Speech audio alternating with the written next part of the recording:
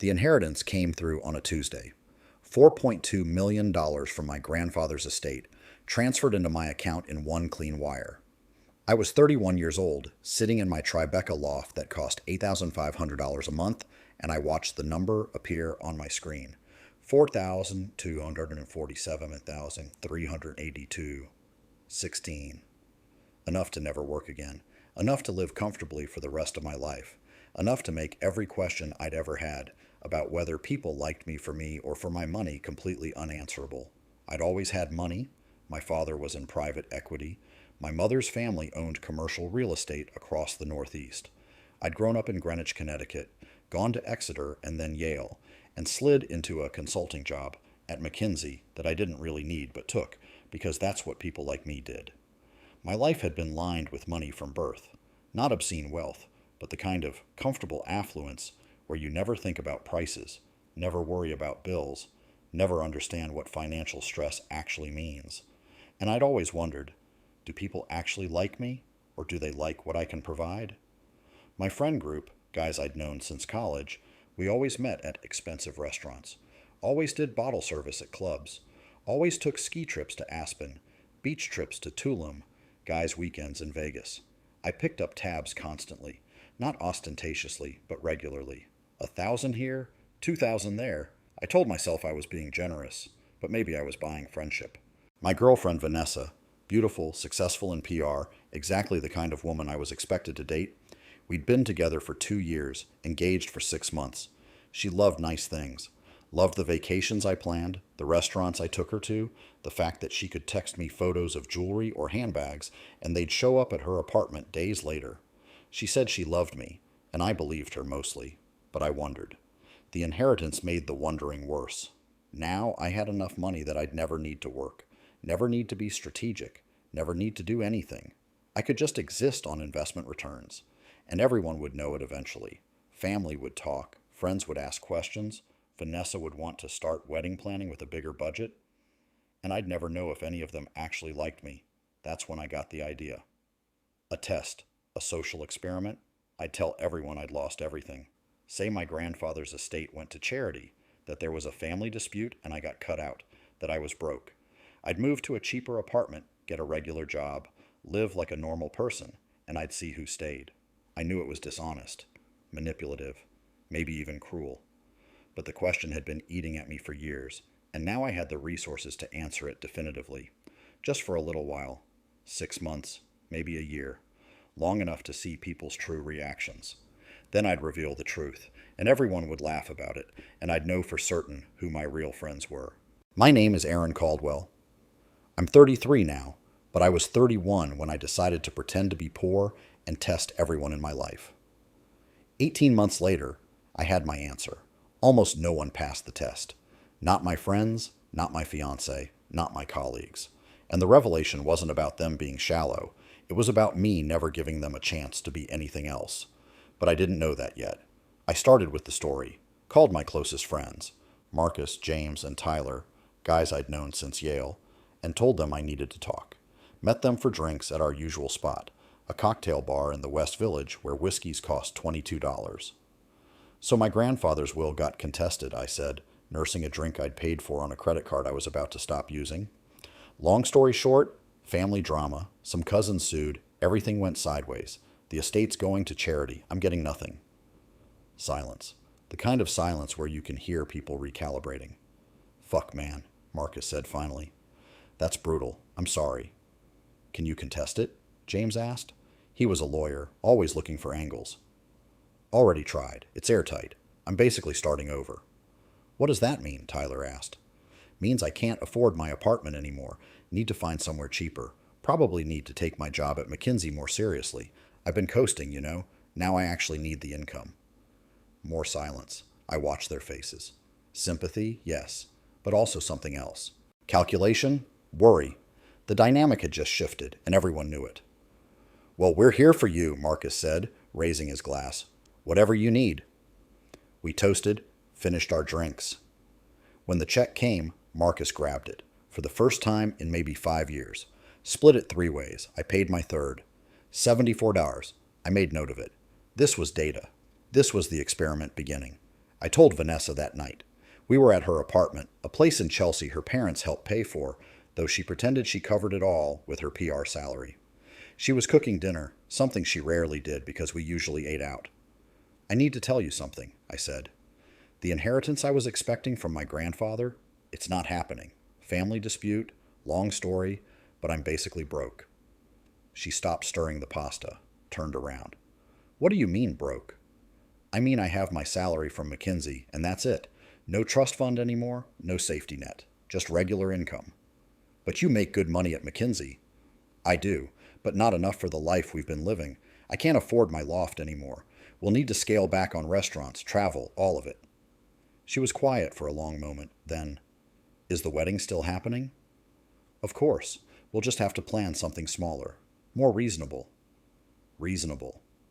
She said it like it was a foreign word. Aaron, we've been planning a wedding at the plaza.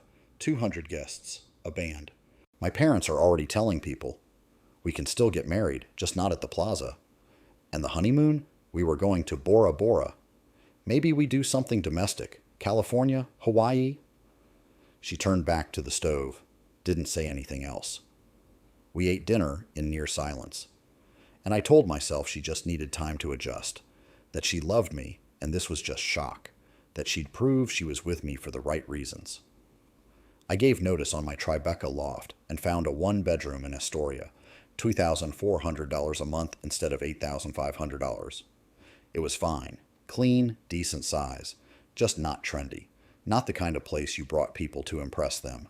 When Marcus helped me move, the first time he'd ever seen me do physical labor, he looked around the new apartment and said, "This is cozy." Cozy. Code for small. Code for downgrade. Code for, I can't believe you live here now. It's what I can afford, I said. Man, this is such a mindfuck. You've always been the guy who had it figured out. Turns out I didn't have anything figured out. I just had money. He laughed uncomfortably. Left after helping with boxes. Didn't offer to grab dinner. First time in 8 years of friendship we'd hung out and not eaten together afterward. Data point. I kept working at McKinsey, but started actually caring about my performance. For years, I'd been coasting, doing enough to not get fired, but not enough to advance. I didn't need advancement. Now I did. My manager noticed the change. Caldwell, the work you've been producing lately is excellent. Whatever's motivating you, keep it up. What was motivating me was pretending I needed the money. The irony wasn't lost on me.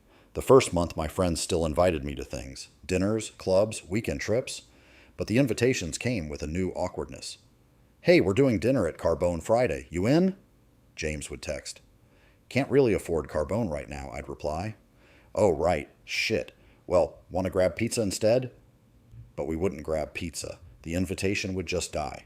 Because our friendship existed in spaces that required money, and when I couldn't participate in those spaces, the friendship had no other venue. By month 2, the invitations slowed. My friends were still friendly when we ran into each other. I'd occasionally meet them for drinks, nursing one beer while they ran up a tab I couldn't split.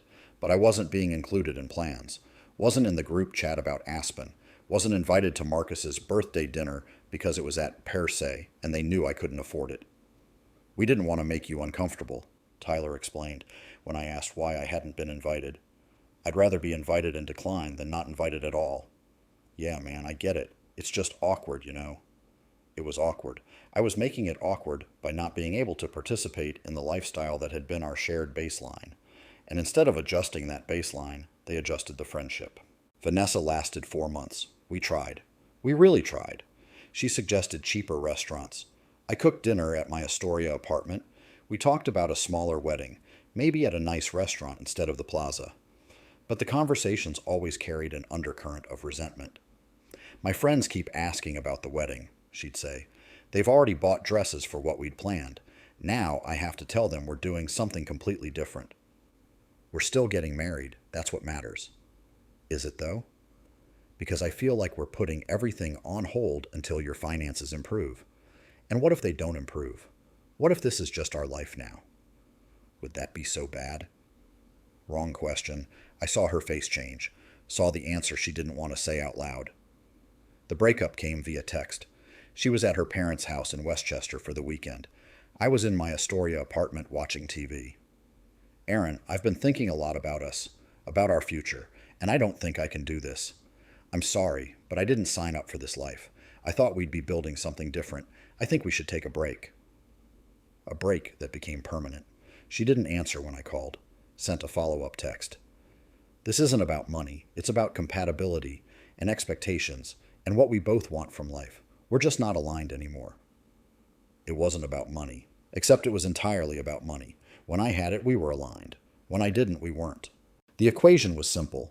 I sat in my apartment that night, my modest, affordable, cozy apartment, and I thought, good. Now I know. She wasn't the one. She failed the test. But underneath the self-righteousness was something else. Hurt. Real hurt. Because I'd loved her. Or I'd loved what I thought we had. And discovering it was conditional, that her love had a price tag, was devastating. By month 6, I was essentially alone. My friend group had moved on without me. Not maliciously. They just continued living the life they'd always lived. And I wasn't part of it anymore. Vanessa was dating someone new. Someone in finance who could take her to the places I no longer could. My McKinsey colleagues were friendly but professional. I'd never built real friendships there, just work relationships. I'd go entire weekends without meaningful human interaction. Order takeout, watch Netflix, go for runs, exist in the kind of solitude I'd never experienced before. I'd always been surrounded by people, but now I understood the difference between being surrounded and being connected. And I was angry. Angry at all of them for being so shallow. Angry at the world for being so transactional. Angry at myself for caring. I started going to a neighborhood bar in Astoria, a real bar, not a cocktail lounge, where beers cost $5 and the clientele was construction workers and teachers and normal people. I'd sit at the bar and nurse a beer and listen to strangers talk about their lives. That's where I met Sophie. She was a teacher, 30 years old, lived in Astoria, came to the bar most Thursdays after work. We started talking. Nothing romantic at first, just conversation. She asked what I did. I told her I was a consultant. She asked where I lived. I told her a few blocks away. She asked if I liked the neighborhood. I said I was adjusting. I'd lived in Manhattan before. Let me guess, she said. Got priced out? Something like that. She nodded. Happened to me 5 years ago. Used to live in the East Village. Rent went from $2,000 to $3,400 in one lease renewal. Had to move out here. Hated it at first. Love it now. We talked about the neighborhood, about teaching. She taught 5th grade, loved the kids, hated the administration, about consulting. I gave vague answers about strategy work, about life, normal conversation between normal people. She had no idea I had millions in the bank. No idea my whole persona was a performance. And talking to her felt more real than anything I'd experienced in months. We started hanging out outside the bar. Coffee shops, walks along the waterfront, cheap dinner spots in Astoria. I told myself I was still conducting the experiment, still testing, still seeing if someone could like me without the money. But really, I was just lonely, and she was kind, and I needed something genuine in my life. One night, about month 8, we were walking back to my apartment after dinner at a Thai place that cost $30 for both of us. She asked about my life before Astoria. You said you lived in Manhattan. What made you move? I'd been expecting this question, had my story ready. Lost my inheritance, family stuff, had to downsize. She stopped walking. Wait, you had an inheritance? Yeah, my grandfather. It fell through. Long story. So you used to be rich? I mean, not rich, comfortable, but yeah, I had money. Now I don't. She was quiet for a moment. Is that why you're different from most consultants I've met? What do you mean? Most consultants I know are, I don't know, polished, always talking about their bonuses and their vacation houses. You're more normal, more real. I laughed. Maybe losing money made me more normal. Or maybe it just revealed who you actually were underneath. That hit harder than I expected. We walked in silence for a bit. Then she said, For what it's worth, I like who you are now. So if losing the money did this to you, maybe it wasn't such a bad thing. I almost told her the truth right then, almost confessed that I hadn't lost anything, that I was running an experiment, that everything about our relationship was based on a lie. But I didn't, because I wanted to believe that this, us, whatever we were building, was real, and telling the truth would destroy that. Month 9, my sister called. She was the only family member I'd told about the experiment. She'd thought it was a terrible idea from the start. Aaron, you need to stop this. It's been 9 months. You've lost Vanessa. You've lost your friends. What are you trying to prove at this point? I'm proving that everyone in my life was only there for the money. Or you're proving that you built relationships around money, and when you removed that foundation, there was nothing left to hold them up. That's not the same thing as people being shallow. That's you never building anything real. That's not fair, isn't it? When's the last time you hung out with Marcus doing something that didn't cost money? When's the last time you and Vanessa had a conversation about something other than restaurants and vacations and wedding venues? You built a life around wealth, Aaron, and then you're surprised when people can't participate in that life without the wealth? I hung up angry, but her words stuck with me. Because she was right. I'd always been the one suggesting expensive restaurants. Always been the one planning lavish trips. Always been the one picking up tabs and buying rounds and making everything about the lifestyle my money enabled. I'd never given my friends a chance to be friends in any other context. Never given Vanessa a chance to love me in any other way. I'd built relationships on a foundation of wealth and then blamed them when the relationships couldn't exist without it. By month 12, I was ready to end the experiment. I'd learned what I needed to learn, and it wasn't what I'd expected. The problem wasn't that everyone around me was shallow. The problem was that I'd never been real with anyone. I'd performed wealth for so long that I didn't know how to be anything else. But I had Sophie now. A relationship built without money, without performance, without any of the trappings that had defined my previous life. She liked me, regular me, consultant me, guy who lived in Astoria and ate cheap Thai food me. That was real. That was worth something. I decided I'd tell her the truth first. Come clean about the experiment. Explain that I'd been testing people, trying to figure out who was genuine. She'd understand. She might be hurt initially, but she'd understand.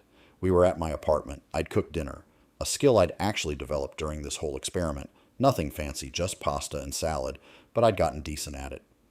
After dinner, I said, I need to tell you something. She looked up from her wine. That sounds ominous. It's about the inheritance, the money I said I lost. Okay. I didn't actually lose it. I have it. All of it. Over $4 million. I was testing people, seeing who would stick around if I didn't have money. And you're the only real thing I've found. The only person who likes me for me. Silence. Long, terrible silence. She put down her wine glass. You've been lying to me for 4 months. Not lying, just not telling the whole truth. You told me you lost your inheritance. That was a lie. You've been pretending to be something you're not this entire time. I was trying to find out if people liked the real me. The real you? She laughed, but it wasn't a kind laugh.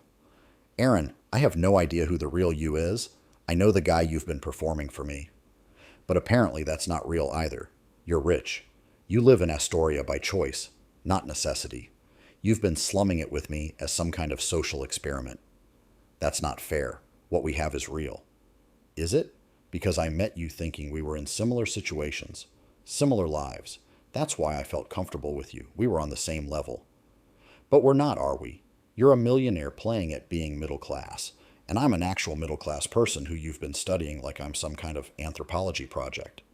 Sophie, please. Do your old friends know, the ones you said abandoned you? No, they still think I'm broke.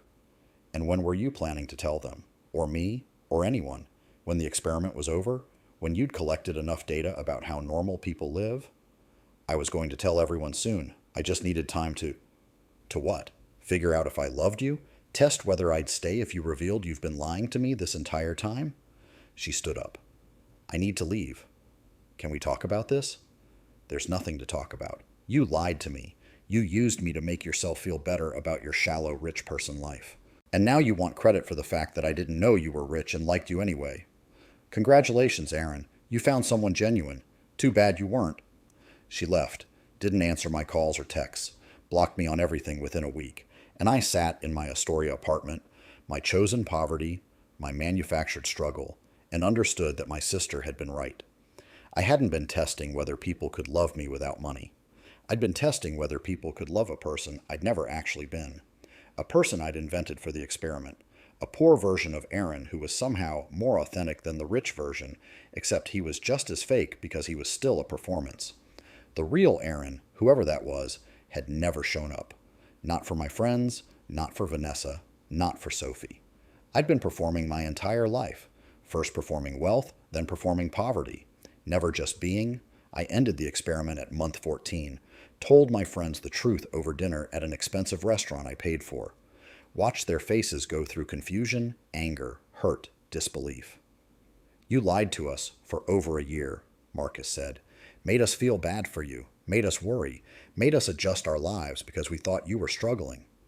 I wanted to know who my real friends were. We were your real friends, Tyler shouted, until you decided to play games. You want to know why we stopped inviting you places? Because you made it weird. You made everything about money when it was never about money. We hung out at expensive places because that's what we all enjoyed. When you couldn't do that anymore, we would have adjusted. But you made us feel guilty for having money. You made us feel like we had to change who we were to accommodate your situation. I just wanted to know if you'd stick around. We did stick around, James said quietly. We were there. We offered to help. You're the one who pulled away. You're the one who turned down invitations because you couldn't afford it. We would have done cheaper things if you'd asked. But you never asked. You just judged us for not reading your mind. They left, didn't stay for dessert, didn't speak to me for months afterward. Marcus eventually responded to an apology text with, I don't know how to trust you anymore, man. Everything was fake. How do I know the real you isn't fake too? I reached out to Vanessa. She agreed to meet for coffee. I explained the whole thing, the inheritance, the experiment, the testing. So you never lost the money, she said. No. And you broke up with me to see if I'd stay with the poor version of you. I didn't break up with you. You broke up with me. Because you made me think we had no future. You let me believe you were broke and couldn't afford the life we'd planned. I made a decision based on information you knew was false. But the decision tells me everything I need to know. You left when you thought I didn't have money. She stared at me. Aaron, I left when I thought you'd changed into a different person. Someone who couldn't afford the life we'd built together, sure. But also someone who stopped taking me to nice places, not because he couldn't afford it, but because he suddenly decided those places didn't matter. You became judgmental, critical, like you were testing whether I was shallow enough to care about money. Which I guess I was, in your mind. But you know what? I don't think it was shallow to want to marry someone who shared my values, who wanted the same lifestyle, who had the same priorities.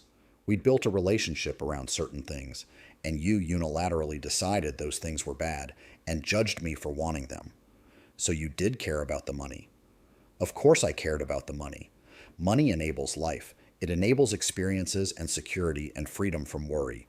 You acting like it's some moral failing to care about that is just rich person nonsense. You can afford to pretend money doesn't matter because you have so much of it. I can't. And the version of you that was broke, he was resentful and judgmental and acted like I was superficial for wanting what we'd always wanted together. So yeah, I left him, and I'd leave him again. She left. Got married a year later to someone else. Someone who could give her the life she wanted without judging her for wanting it. I tried to contact Sophie. She never responded. I wrote emails explaining, apologizing, trying to make her understand. Nothing. She'd moved on. Met someone else. I heard through the neighborhood grapevine. A teacher like her, someone real. I moved back to Manhattan eventually. Tribeca again, different building. Went back to my old life more or less. But it felt hollow now. I'd destroyed my friend group, lost the woman I'd planned to marry, and burned a relationship with someone who might have been the genuine thing I'd been looking for. And for what? To prove that people in my life cared about money? I'd known that already. Of course they cared. I cared. Money mattered. It enabled the life we lived. Pretending it didn't was privileged nonsense. The real revelation was darker. I'd never given anyone a chance to know the real me because I didn't know who the real me was. I'd been performing so long, first wealth, then poverty, that I'd never figured out who I was without the performance. Was I the guy who threw money around at clubs? Was I the guy who ate cheap Thai food in Astoria? Was I someone who valued expensive experiences or someone who found them shallow? I didn't know. I'd defined myself in opposition to things, not wanting to be the rich guy, not wanting to be the poor guy, but never figured out what I actually was. My sister was the only person who still talked to me regularly. She came to my new apartment, expensive again, impressive again, and said, So, did you learn anything? I learned that I'm an asshole.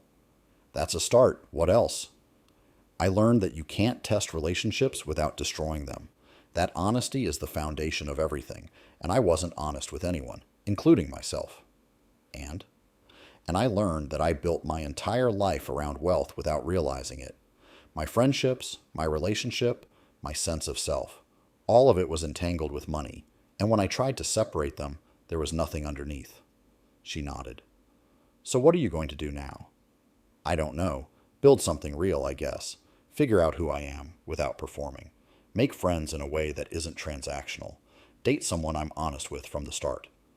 That's going to be hard. Yeah, you're going to have to be vulnerable. Actually vulnerable, not performatively vulnerable. I know. She left. And I sat in my expensive apartment, no longer pretending to be poor, no longer testing anyone, and I started the harder work. Not the work of finding out who my real friends were. The work of figuring out who I actually was so that real friendships were possible. I'm 33 now, 2 years since the experiment. I've built a small group of friends. Real ones, I think, though the paranoia never fully goes away. People I met through volunteering, through a book club, through actually showing up to life without trying to test it. I'm dating someone, a lawyer, successful, has her own money, and I told her about my finances on the third date because I'd learned that lesson. She asked me once about the experiment. Do you regret it? Every day. But you learned something, right? I learned that you can't build trust through deception, that testing people is just another way of not being real with them, that everyone I lost, I didn't lose them because they failed some test. I lost them because I never gave them a chance to know me. Do you think any of them would have stayed if you'd been honest from the start? If you'd just said, I have money and I'm worried people only like me for it? I thought about it, about Marcus and James and Tyler, about Vanessa, about Sophie. I don't know, maybe. Maybe if I'd been vulnerable instead of manipulative, they would have proven themselves differently, but I'll never know now. That's the price, I guess? Yeah, that's the price.